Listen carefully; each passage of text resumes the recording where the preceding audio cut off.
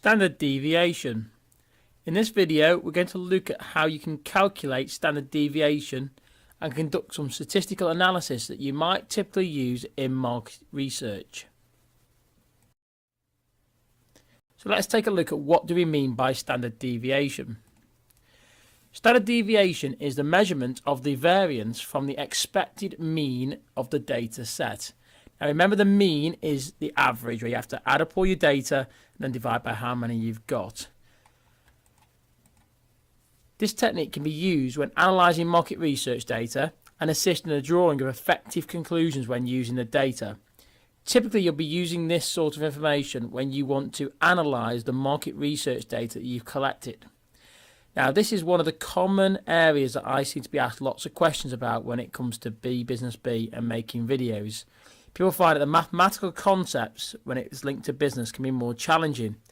However, hopefully in this video I'm going to explain how you can easily and simply use standard deviation to draw accurate conclusions. So let's take a look at an example question. So B produces a questionnaire and asks 10 people to answer the following question. On a scale of 1 to 10, 1 being very dissatisfied and 10 being very satisfied, how would you rate your experience of the BeeBusinessBee YouTube channel? And B got the following results. Notice that B has given every respondent a number and then he's recorded the score next to them. And as you can see, he's got some outlying data, specifically in respondent 6, who rated BeeBusinessBee as being a 1, which of course we know it's not. Now this is where standard deviation can help, because it helps to remove the outlying data.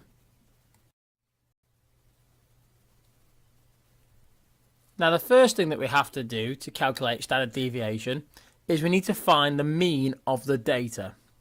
How do we do that? Well, we add all our data together and we divide by the number of data sets we've got. So in my case I've got 10 data sets and the total of my scores is 72. So 72 divided by 10 would be 7.2. That is the average, or the mean score. So now let's try and delve into this in more detail.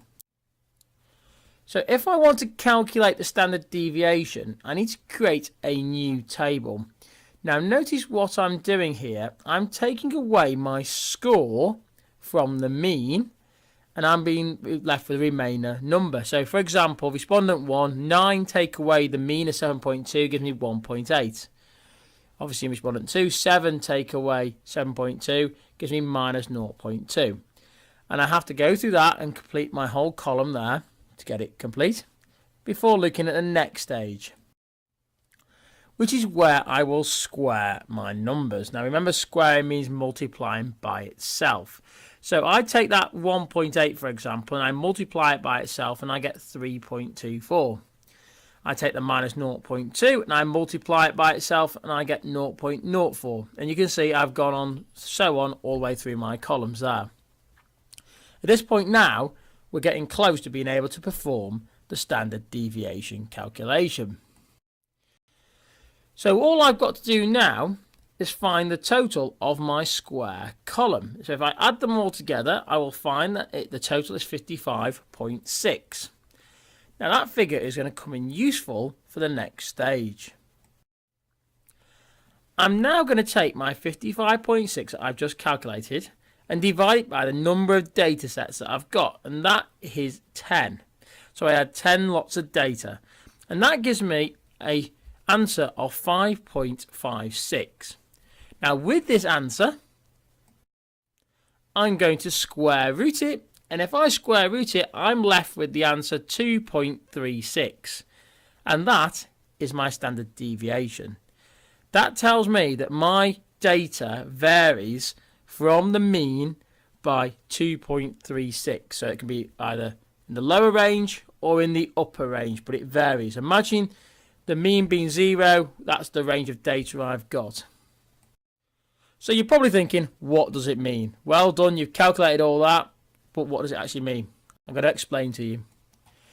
So the greater the deviation in that figure, the more spread out our range of data is. which might make it more difficult to analyse. So ideally, the closer to 0 that figure is, the better. The more spread out it is, obviously the more difficult it could be because the range is going to be wider. Now that's why we have to think about how can we rely on the mean of being an accurate indication of calculating our statistical analysis. So in my example, the standard deviation of 2.36 suggests that there is some variation within the data set, basically away from the mean.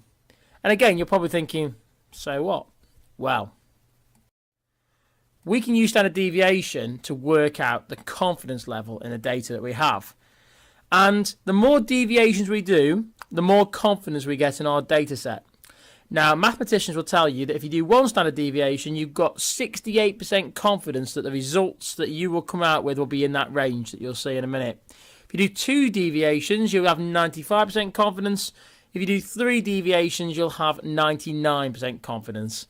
Clearly, the more data you have, the more accurate this will be.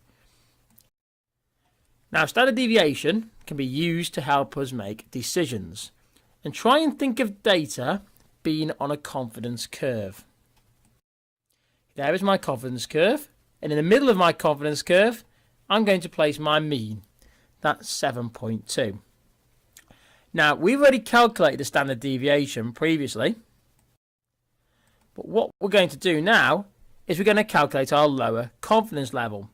As you can see, all I've done is taken away our standard deviation figure. Now I've rounded it to 2.4 in this case here to make it simple. So 7.2 minus 2.4 tells me that the lower confidence level is 4.8. So 4.8 is a lower confidence level. And now I'm going to calculate the upper confidence level. 7.2 plus 2.4 will give me 9.6. Now, when you're looking at that data there, that tells me that 68% of my results are going to be within that area there. That's the 1 deviation. If I wanted to do 2 deviations, I'd move it out again. As you can see, and if I did 3 deviations, I'd move it out again. So that tells me where the confidence level comes from my data. So, in this case here, 68% of respondents have a view between 4.8 and 9.6. And that information is more accurate because it removes the outline information, which means that it's more accurate conclusions can be drawn. Now, some people go one step further. You don't have to do this, but I'm going to show you how you could go one step further. Now that you know where you've got the confidence of the 68%, for example, in my case, you can remove the outliers from your data and then recalculate your mean. So in my case here, I obviously know that the respondent 5 and respondent 6 fall outside my standard deviation that I've just calculated. So if I was to sum all the numbers up, excluding those 2 numbers, I'd have 61. Divide it by the 8 respondents I've now got, and I would now find that I actually have a mean of 7.63. Now that is a mean of the 68% people in my confidence level. However, that's slightly higher than what I previously calculated because it removes my outliers, and you could argue statistically that is a more accurate figure. However, that is only one way of doing it, and it's just one step further you may choose to do or may not choose to do. Some mathematicians like it, some mathematicians don't like that method. There are flaws in it, and I know you can do standard deviations within there. However, it gives you an idea how it can be used.